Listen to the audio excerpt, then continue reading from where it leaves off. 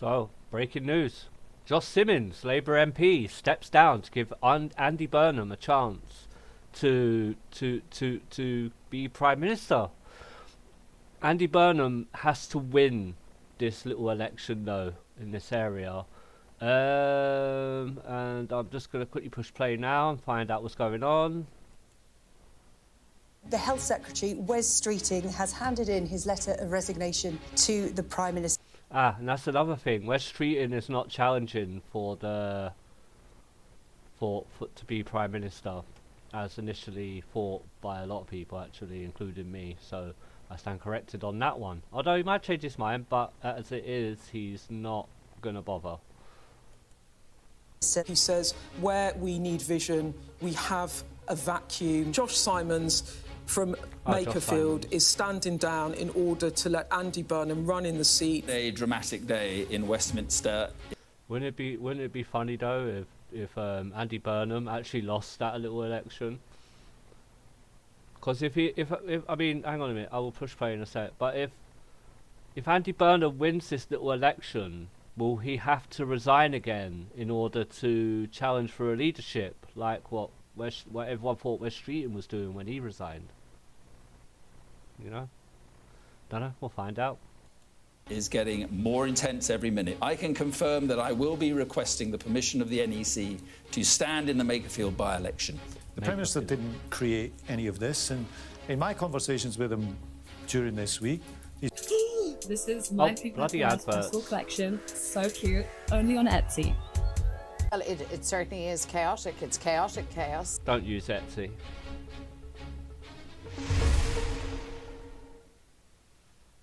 Another day in the phony war to oust Sir Keir Starmer from Downing Street. Andy Burnham has identified a route back to Parliament and says he wants to stand. Meanwhile, Wes Streeting quits as Health Secretary but doesn't launch a leadership bid. This could all take quite a while. Just a bit. It's on, I think. The most surreal leadership race of all time is beginning with one contender resigning but not launching a bid for the top job, another not in a position to do so, and a third neither ruling it in nor out. Welcome to the Labour wacky races. I have a very clear vision of how I is. want to rebuild Labour for new times. Labour wins when it speaks for everyone and for the whole country. I mean, he has tried twice already to become Labour leader and failed. And it needs a leader whose voice can carry into all the nations and regions of the UK, be heard in every home, someone who people can relate to, who understands their lives. I am that person. Well, that's Andy Burnham's last two unsuccessful bids to become leader. Now he wants to make it a hat-trick, but he's got to win the backing of Labour's ruling body and a by-election first, the latter kindly facilitated by his Manchester mate, the Makerfield MP, Josh Simons. The Reform Party might have other ideas about that, though. So what of Wes? Take a look at this, when an array of MPs were once asked who'd be Prime Minister in 10 years' time.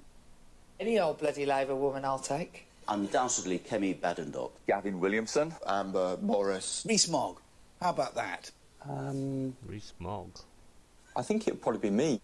That was 2018, so only 2 years to go. But if he's got the ambition, has Wes Streeting got the numbers?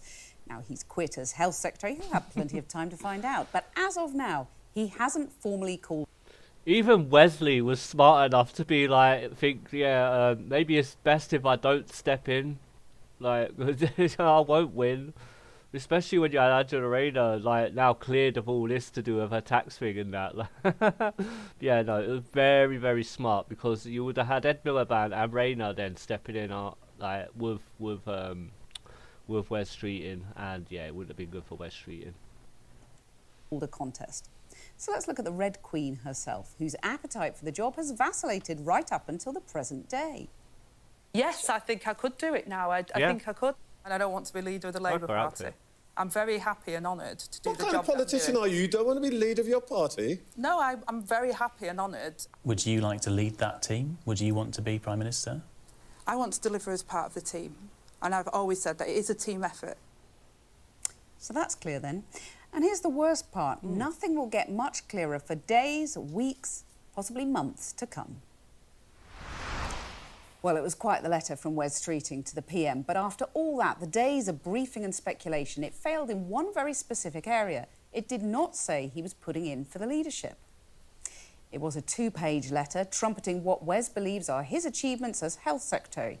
But he then went on to say, as you know from our conversation earlier this week, having lost confidence in your leadership, I have concluded that it would be dishonourable and unprincipled to remain in post.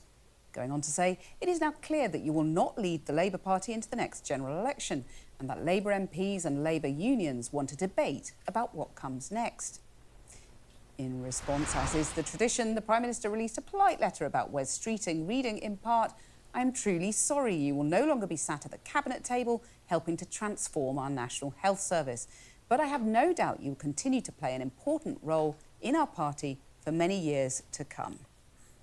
Then, a couple of hours ago, Josh Simons announced he was the one who'd be clearing the way for Andy Burnham to enter the leadership fight, saying he'd be standing down and, in turn, forcing a by-election. Via his social media, Andy then posted, I can confirm that I will be requesting the permission of the NEC to stand in the Makerfield by-election.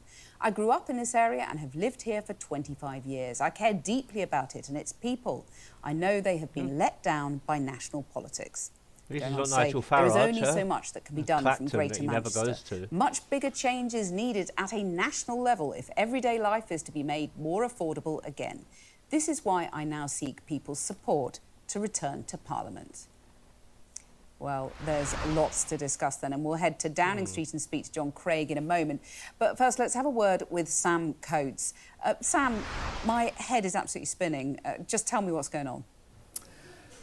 In the middle of the afternoon, it looks like the Labour Party was in stasis. The civil war was going. Wes Streeting had just resigned, but there was no clarity about what would happen and no formal contest had been launched. But, Cathy, in the last couple of hours, everything has changed in the form of Andy Burnham now identifying a seat where he could run to be the MP. It's a game changer in this debate. Andy After Burnham a week of the Labour Party as tearing a seat. itself apart, now there is a consensus building around one and just one of the potential candidates, and that's the Greater Manchester Metro Mayor. He will now seek permission on Tuesday from the National Executive Committee to quit the Manchester Metro mayoralty and stand in the Makerfield seat. He is all but certain to get a yes after it just emerged. Keir Starmer will back him to do so.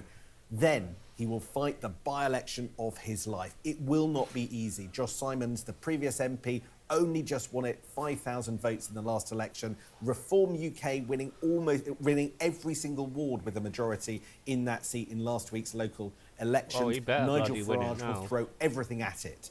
If he loses, Labour is in disarray. But if he wins, he will return to Westminster, showing that he can be a reform slayer. And from there, I sense a growing consensus that could pivot him quite quickly into Downing Street.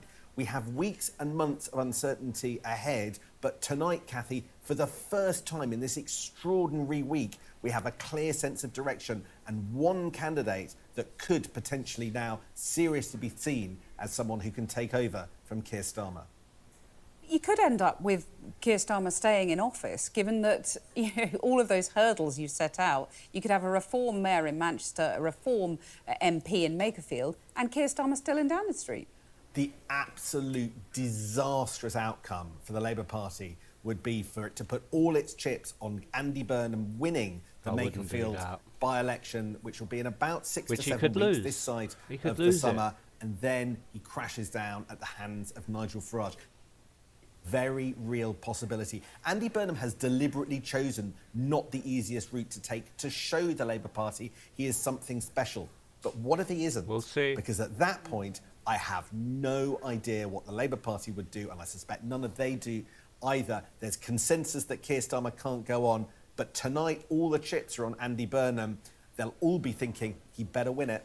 Yeah. Hell of a gamble. Sam, thanks very much for that. Well, let's turn now to our chief political correspondent, John Craig, who's in Downing Street for us. John, how do you think they'll be feeling inside number 10, behind that famous door right now? Well, the Prime Minister appears to have made a magnanimous gesture by halting his opposition to Mr Burnham standing in a parliamentary by-election. That decision will be taken by the National Executive next week. Remember last time he was blocked heavily, 8-1 I think from memory.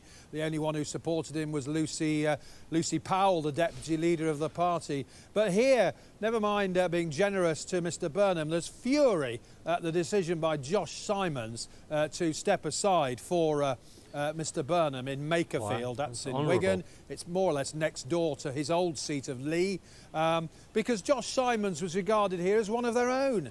He ran the Labour Together think tank, which was a Starmerite body, until he had to quit. He had to quit as a junior minister over a scandal over the smearing of Sunday Times journalists. He's an ally of Morgan McSweeney, who of course was until recently the Prime Minister's Chief of Staff. Now they are trying to suggest here that it's business as usual. For example, Victoria Starmer is, as we speak, hosting what seems like a fairly glittering reception for Elena Zelenska, the First Lady of Ukraine. There are First Ladies from all over Europe, Austria, Luxembourg, Czech Republic, Slovenia, Albania and Serbia, just to name but a few. The Prime Minister has been talking to the new First Minister of Wales, Rhyn ap Iorwerth, about matters of devolution. The First Minister wants more borrowing powers, more devolution, more spending powers and so on.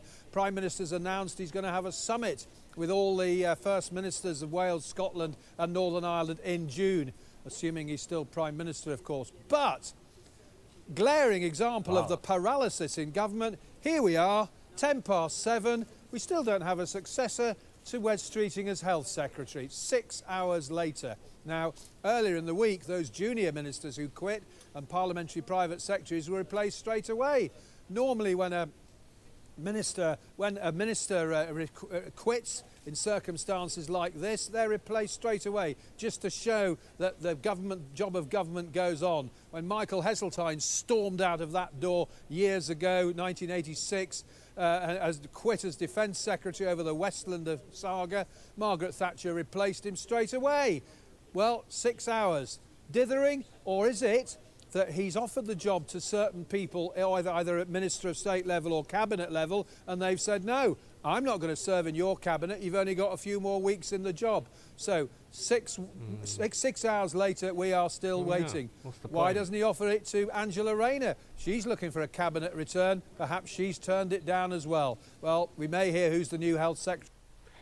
I think that Angela Rayner has turned it down and she's not running for leader of the Labour Party until she's for certain what's happening with Burnham.